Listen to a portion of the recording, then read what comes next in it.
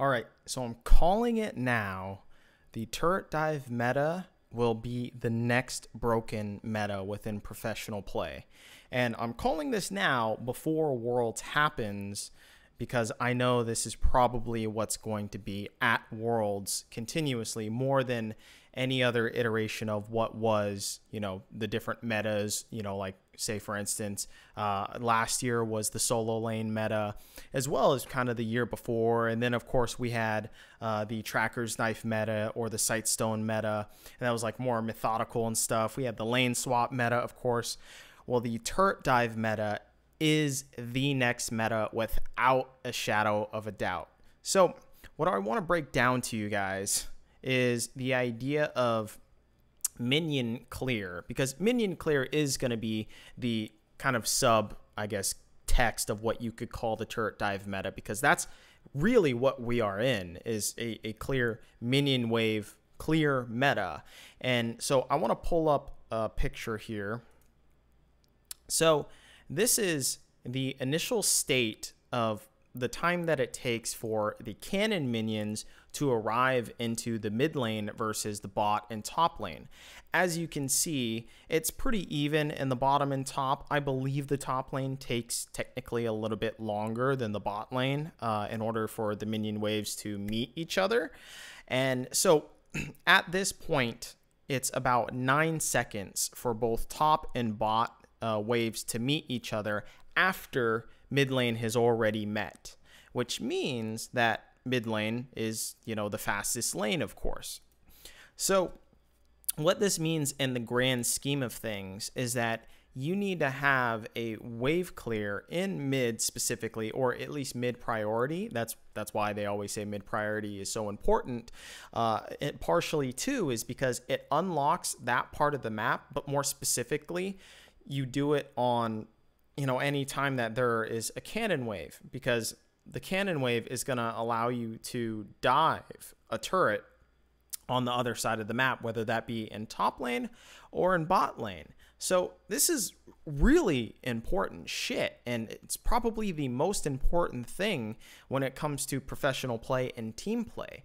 And so every a minute and 30 seconds after 2:05, on the game timer or whatnot, you get a cannon minion. So, a minute and a half is your window openings. So if you're a jungler, you have to keep that in mind every time you're going to clear a camp and you're going to do something on the map, right?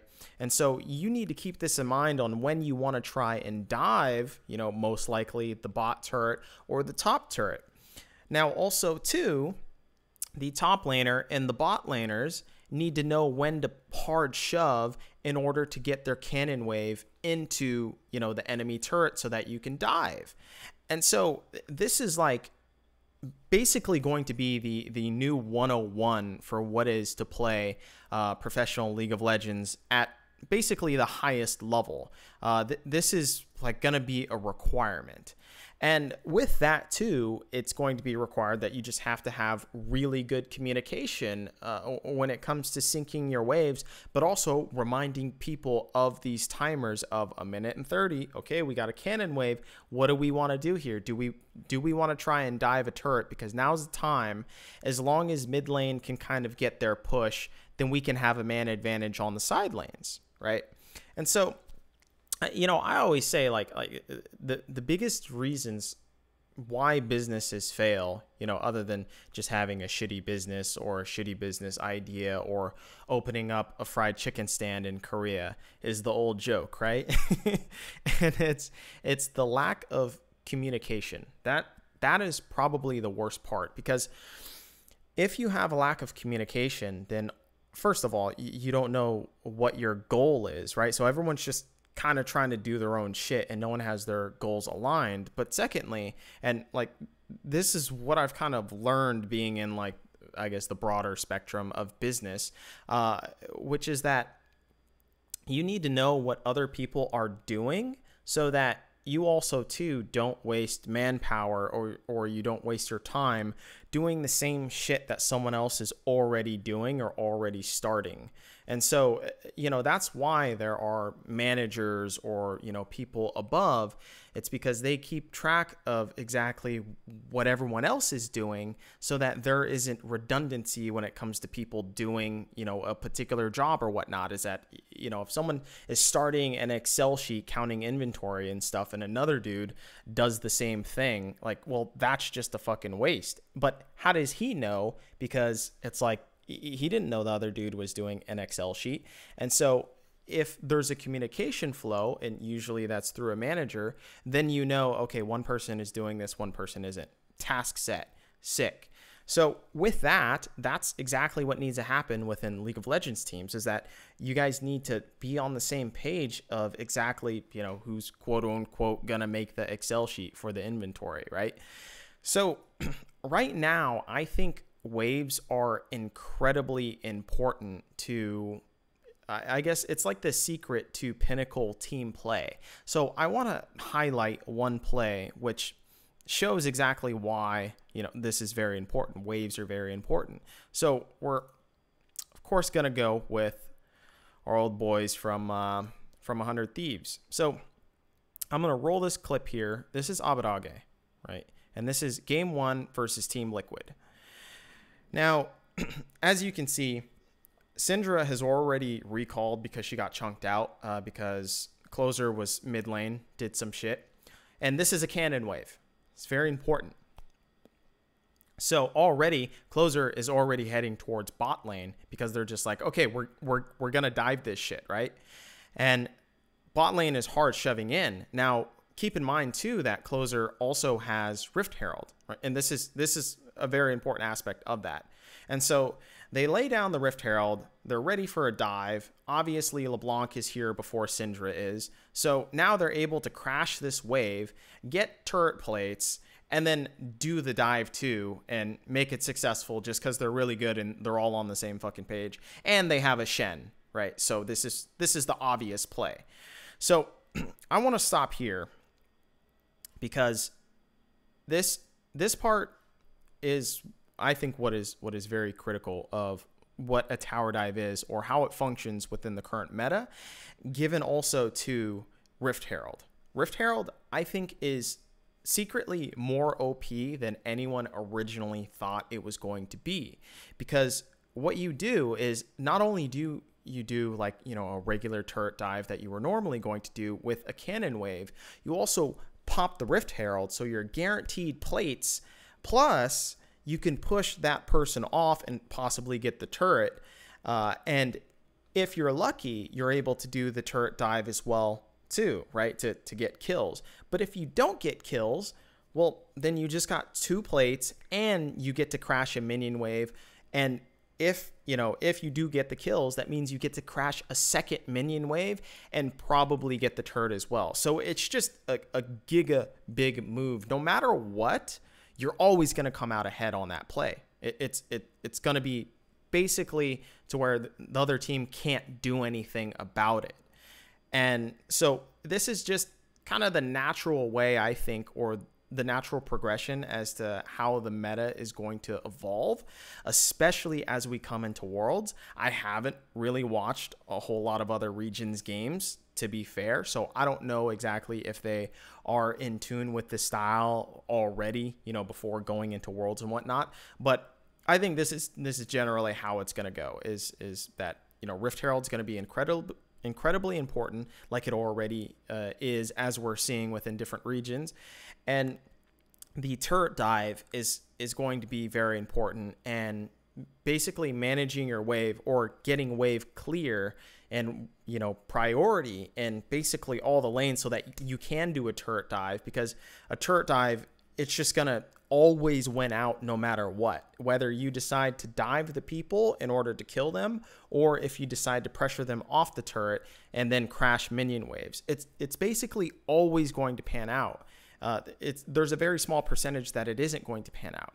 So with that said, I think that with this entire idea of communication, you have to realize too that now communication is becoming more and more important within League of Legends because, you know, of all these waves synchronizing and shit and all of that. And, you know, this like brings me back to, you know, a flippant idea of consciousness or communication in human species, and the fact that the reason why the human species is so special is because, first, we've been able to develop a consciousness, right? So an active consciousness, not a subconsciousness. And, you know, we have self-awareness, of course, but also, too, because of communication and the fact that we've been able to develop a language and, you know, also understand body language too, but a very specific language to where we can point out very specific things very accurately and acutely.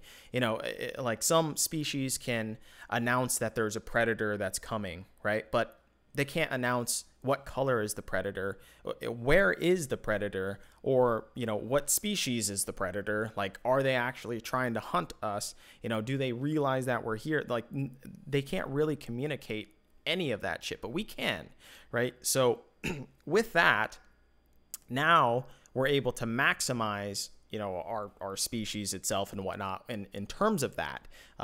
But that is because of communication, right? And so the more that we can maximize communication, the stronger that the human race becomes, right? Like, that's basically how we've progressed throughout humanity anyways, right? Like, the great invention of the internet, right, has progressed us incredibly far.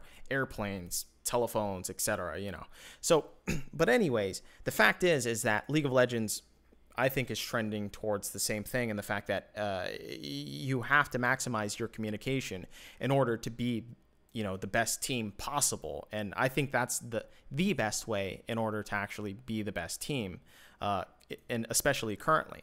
So with that said, I do think Riot will nerf tower dives because we don't live in the real world, you know, to where you can't really fucking nerf shit, right?